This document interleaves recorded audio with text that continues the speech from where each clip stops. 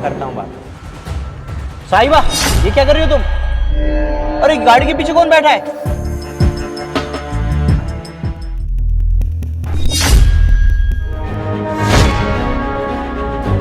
अबे रुक, कहाँ जा रहा है? क्या कर रहा था मेरी गाड़ी के पीछे? साहब मैं बस यहाँ से गुजर रहा था तो मेरा गमछा गिर गया अभी गाड़ी के पीछे, वही मैं उठा रहा था बस। अबे ओ, मेरे सामने ज्यादा सियाना बनने की जरूरत नहीं है, मुझे अच्छी तरह पता है तू क्या कर रहा था। चल मेरे साथ।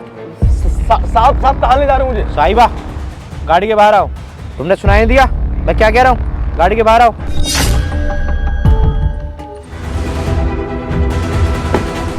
कौन है ये और क्या चल रहा है ये सब? क्या मतलब? मुझे क्या पता कौन है ये? साहिबा, मेरे सामने अनजान बनने की कोई जरूरत नहीं है।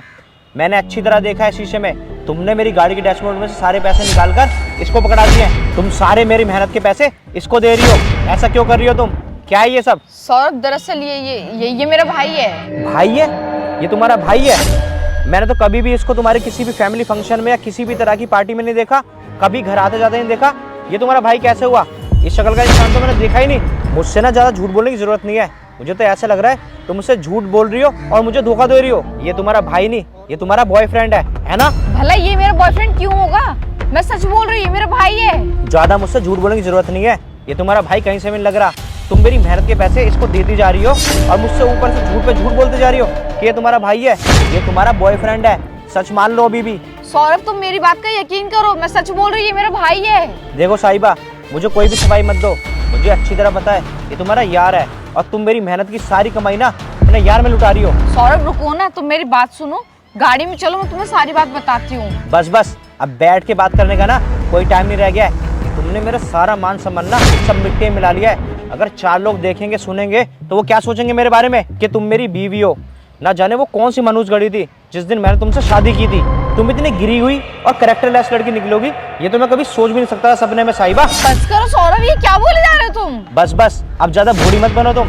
तुम्हें पता है तुम जैसी बीवी की वजह से ना परिवार टूटते हैं, परिवारों में दरार आती है, लोग अपनी बीवी पर भरोसा नहीं कर पाते हैं क्योंकि तुम जैसी बीवियां ना दूसरी जगह ही मुंह मार रही होती हैं। क्योंकि एक तरफ जो पति होता है ना वो मेहनत कर रहा होता है, मेहनत से पैसे कमा रहा होता है, आगे के सपने बुनता है, लेकिन तुम जैसी औरतें ना अपने यार बना रही होती हो, उस पर पैसा लुटा रही होती हो। बस सौरभ, बहुत हो गया, बहुत बोल लिया तुमने, बहुत सुन लिया मैंने। और तुम ये जानना चाहते हो ना कि ये कौन है? बस अब कौन सा नया बहाना बनाओगी?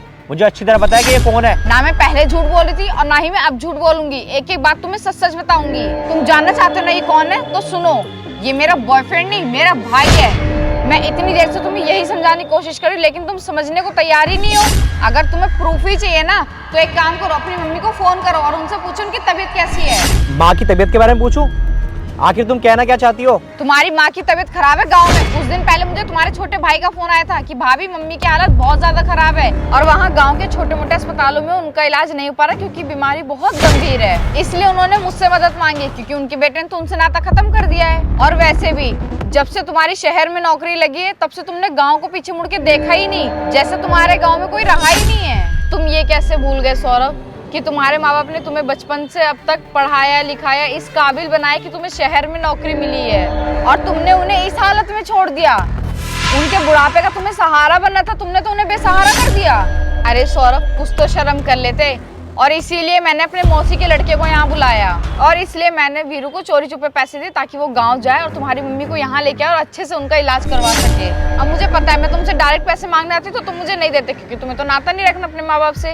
देख क्या साहिबा, ये सब तुमने मेरी माँ के लिए किया और मैं भी पता नहीं कैसा बेटा हूँ, मैं अपनी माँ को ही भूल गया।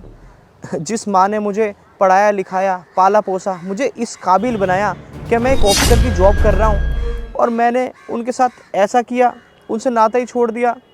मुझसे बहुत बड़ी गलती हो गई साहिबा, तुमने मेरी आंखें खोल दी और जाने अनजाने में मैंने तुम्हें पता नहीं क्या क्या बोल दिया, बहुत भला बुरा बोला तुम्हें, उसके लिए सॉरी साहिबा प्लीज़ मुझे माफ़ कर देना।